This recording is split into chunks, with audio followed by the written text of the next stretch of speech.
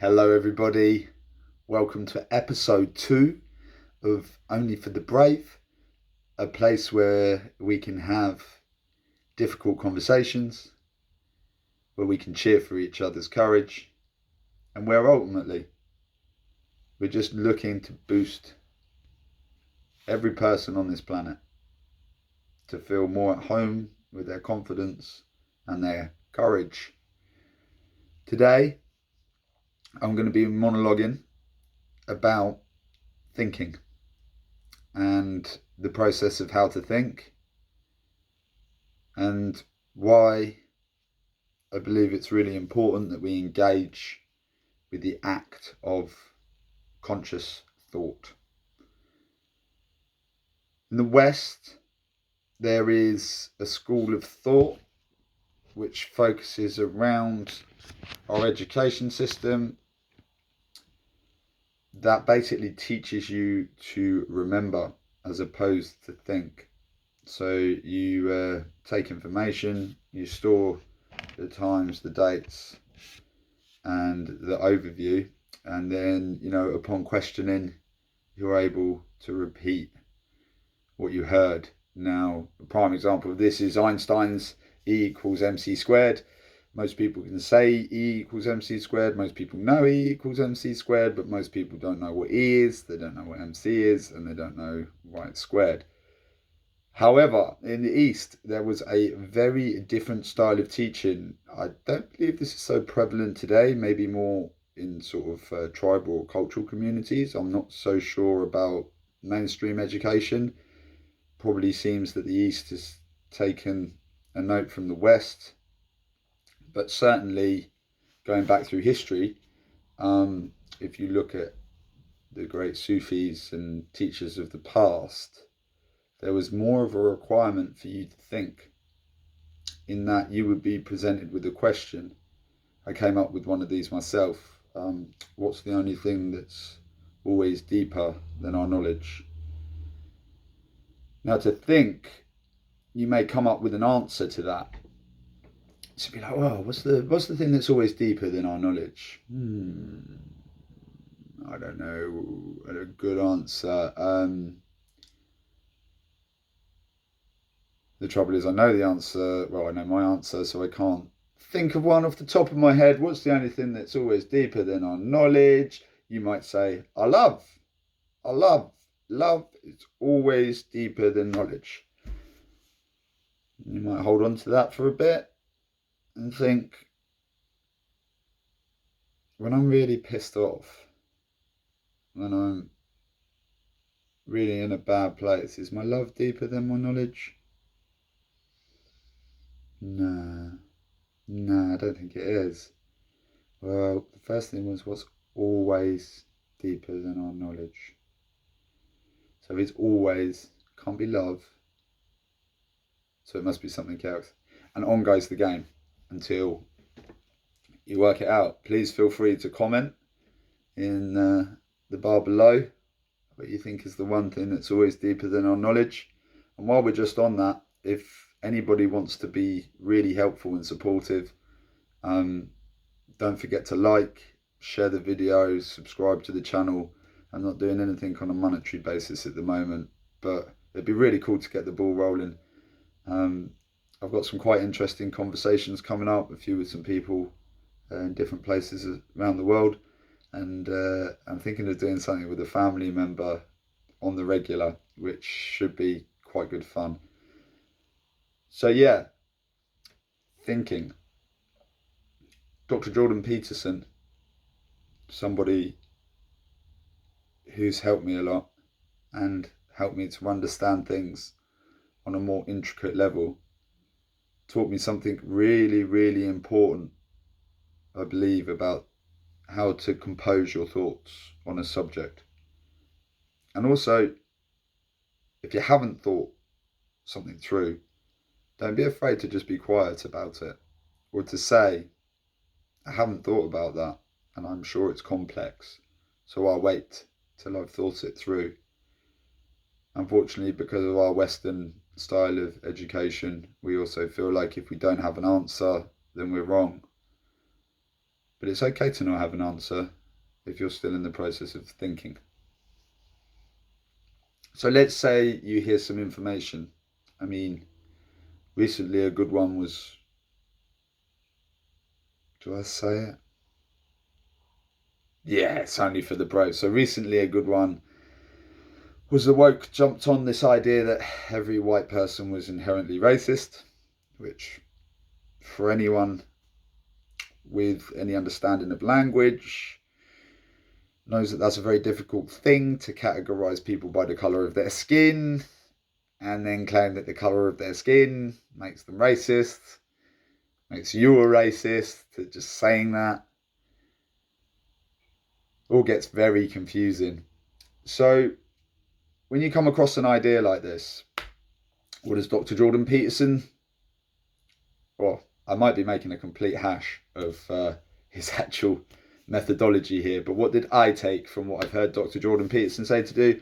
Well, what I took from it was come up with your idea and then see if it holds water. When you think you've got a good idea, a prime example might be at work, with your family, a business venture, whatever. When you think you've got a good idea, take that idea and batter it. Look for every flaw, hole, mistake, ignorance, everything you've missed. It was said that one of the reasons Nikola Tesla was such a great inventor was that he could build things in his head many times over, removing the need for multiple prototypes so he could construct something. Now, if you think of an idea is kind of like a machine in that it's made up of many parts, and some of those parts might be flawed. So sometimes when we're coming to our end conclusion, we haven't actually taken into account all of the cogs that make up our overarching idea.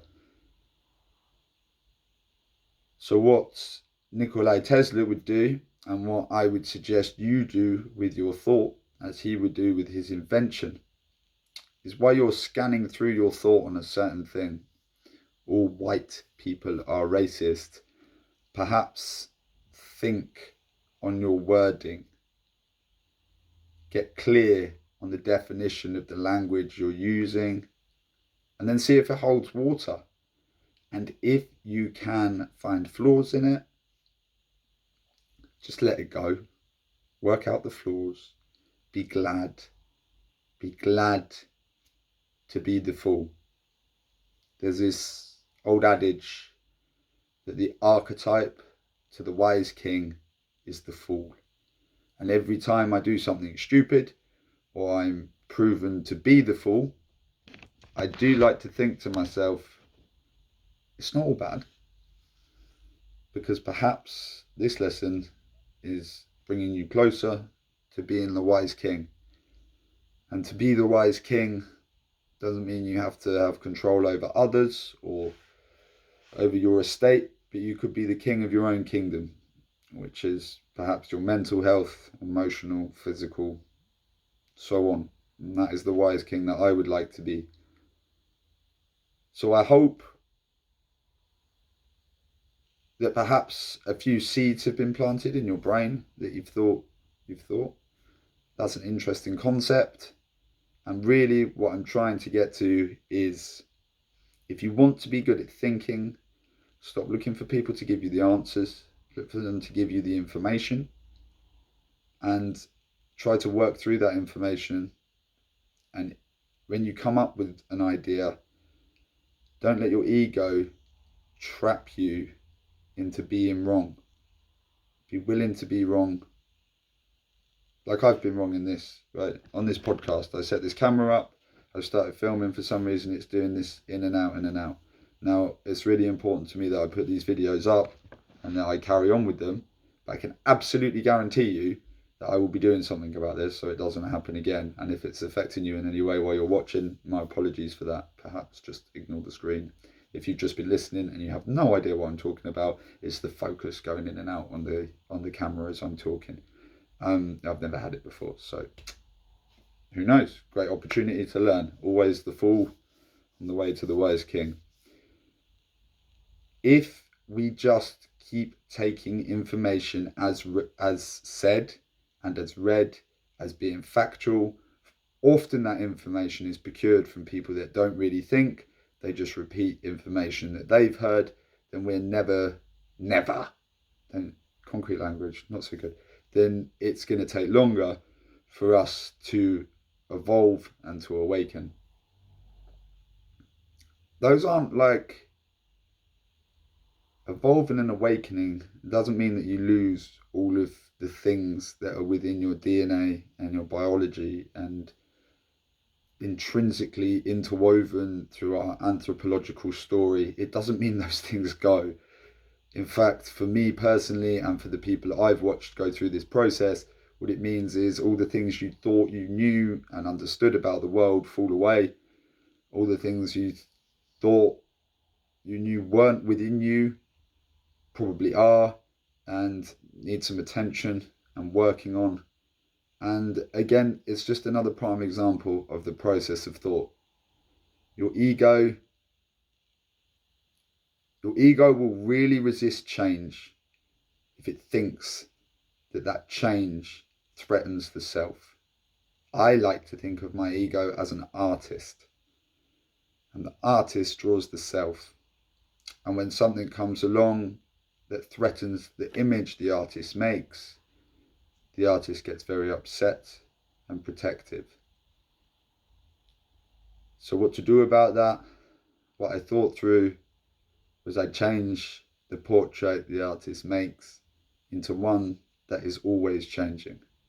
This way, the artist, the ego, the I gets to remain, but the self gets to keep evolving.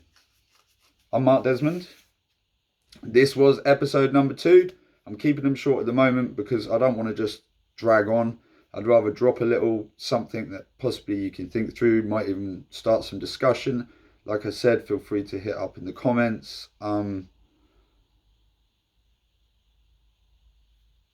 Next time I come back, hopefully I'll know what's going to happen on this little plan I've got, and I can share that with you. Right now, we're at a big precipice and a point of change. And for me personally, I think the next evolution of man will be completely paradigm shifting. I believe that paradigm shift will potentially either lead us into a world where we're all in little pods and everything is a virtual reality. We truly become disconnected from Gaia and from our earth spirit. Not sure where that's going to lead. Who knows? Maybe it's what we're here to do. Who knows? But equally, I think we could be at a precipice where if enough of us can change our paradigm, our belief, and our need for more trinkets and things to adorn us, because we just intrinsically don't feel worthy, perhaps we can rewild the world. Perhaps we can create more diversity. We can see more species thrive. We can consume a lot less, and we can put the brakes on a lot of the madness that's going on. As I said to you, if you can share, like, comment, subscribe, we all know how this works. A lot of you probably a lot better than silly old Des, who left school at 14 and has been on the tools ever since.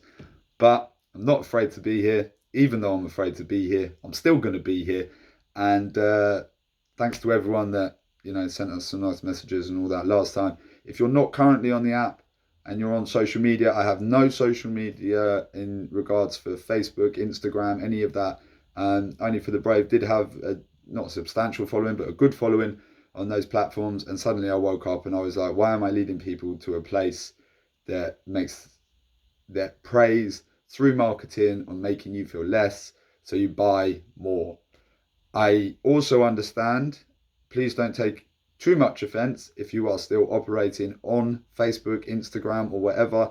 I know that the paradigm that we are in is one that's based around necessity of income, success, and so on. I totally get it. I'm not holding anything.